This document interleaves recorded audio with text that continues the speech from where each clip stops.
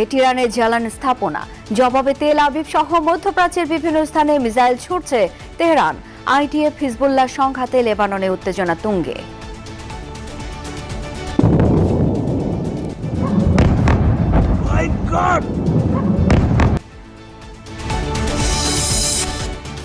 দাদি খালেদা জিয়ার শ্রেষ্ঠ অদম্য নারীর পুরস্কার নিলেন নাতনি জাইমা। সব নারী ও কন্যার জন্য নিরাপদ হবে বাংলাদেশ, আশা ডাক্তার জোবাইদার।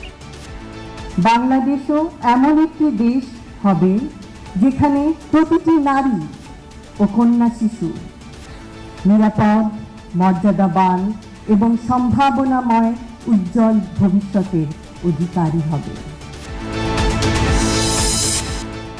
নারীর অগ্রযাত্রায় প্রতিবন্ধকতা, ধর্ষণ, সহিংসতা, বিচারহীনতা ও বৈষম্যের মাসুল গুনতে হচ্ছে কন্যা শিশুদের। মর্যাদা নিশ্চিতে পারিবারিক শিক্ষার তাগিদ।